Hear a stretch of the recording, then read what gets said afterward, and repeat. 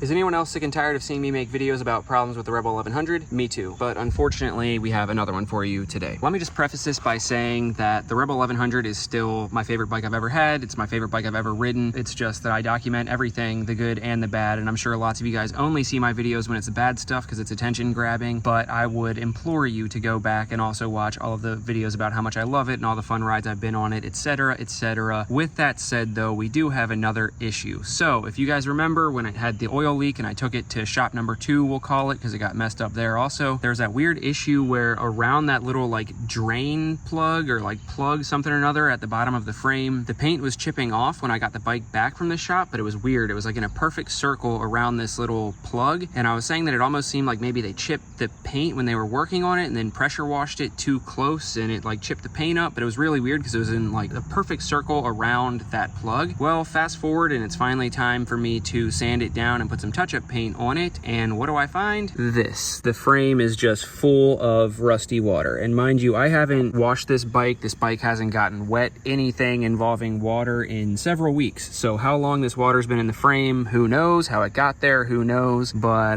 there's obviously still some left in there, and this is how much has come out so far. So to catch you guys up to speed, I'll replay what I just filmed when I discovered it. Flashback. All right, so you guys might remember how all the paint is chipping away after I took my bike in for service. Well, look at this. I'm going to clean it up and put touch-up paint finally.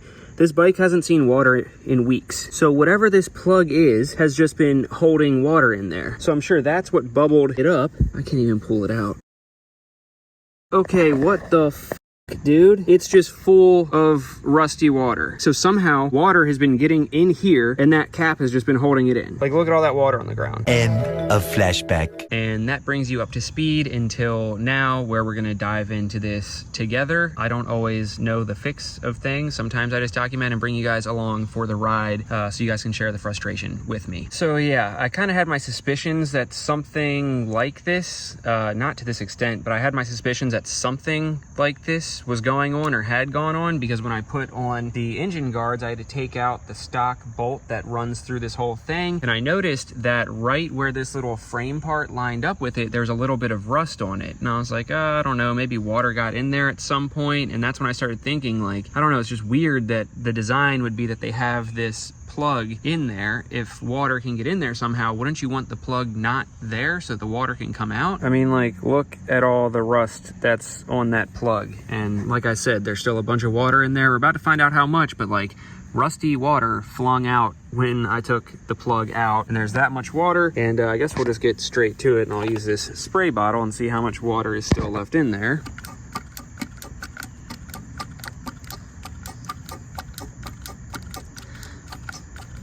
Not enough to get a good suction, so I guess that's good, but still, like, look at all this nasty, rusty in water that's coming out of the frame of my bike. Like, that's straight up sludge, dude. I feel like normally I make videos where it's an install and I already have the answer. We might as well chip that away.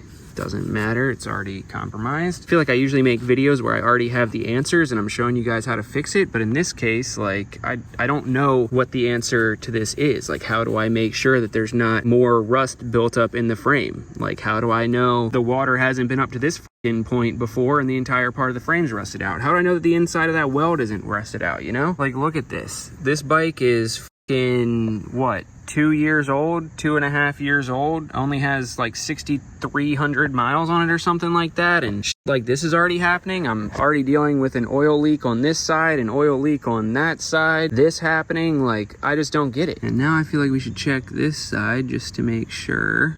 Yeah, I mean, this one doesn't have any rust, any water. Maybe it's because the kickstand leans the bike over to the other side, but I don't know. I guess let's try and weasel that in there and see what it soaks up. Like, look at how quick that's...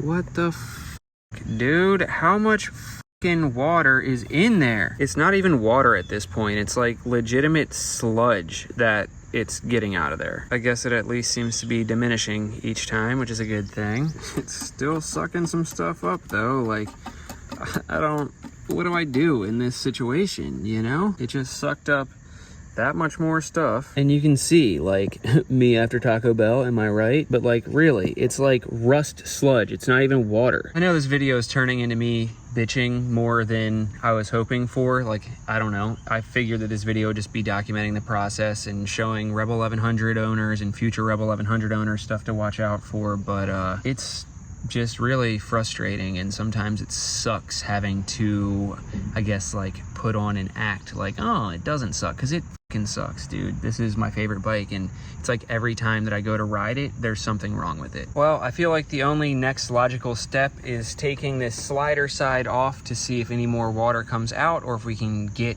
any more out to help the drying process and see how bad it is, I guess.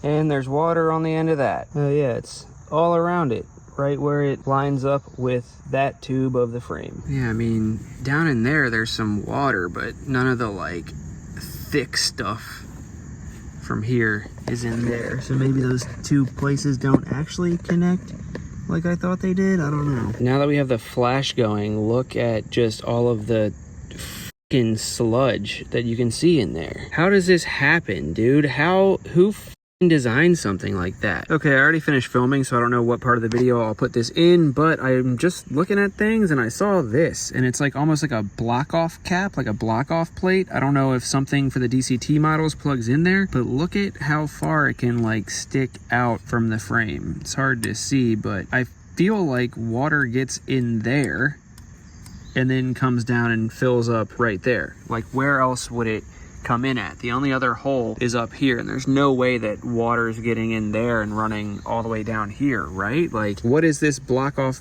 thing for, and why is this not sealed up with rubber the way that this was, you know? Like, if this was sealed up that way, then water could leak out the way that it's meant to, and if this was sealed up with rubber and not plastic, then water couldn't get in here. So I don't know. Is there something that I don't know? Leave comments below. I'm sure lots of you guys will tell me lots of things I don't know, but what is the purpose of this design? Why does it seem like this is supposed to be the drain hole, but it's plugged up and there's water still coming out of it?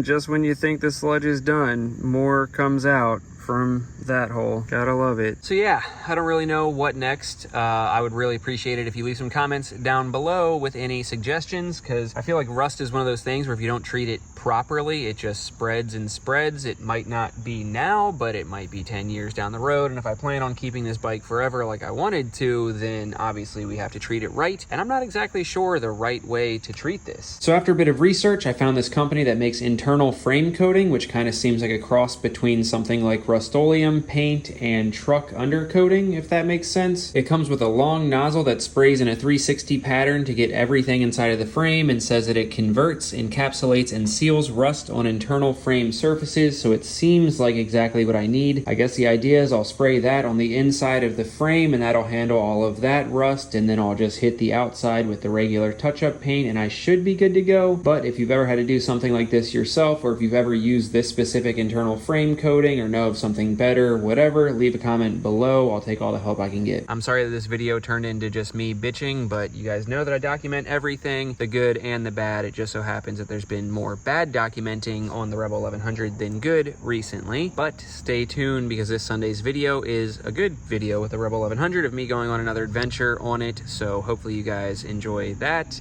And yeah, I don't know. I guess I'll put this thing back together. Maybe I'll go get some, like, keyboard duster and try and blow more water out of it.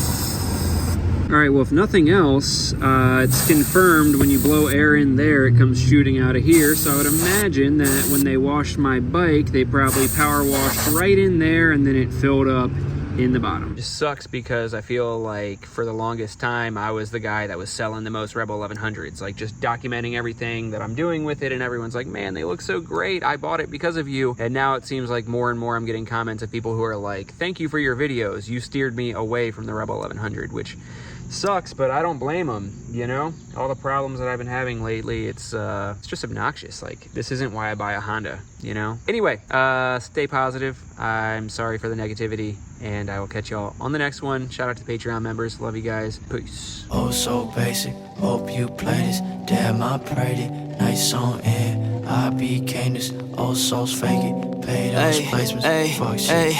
And I'm still waiting on the brighter days. Been a minute, been rough many times more. And I'm kicking rocks to a sky of gray. Praying hard, talk to me before I'm done for.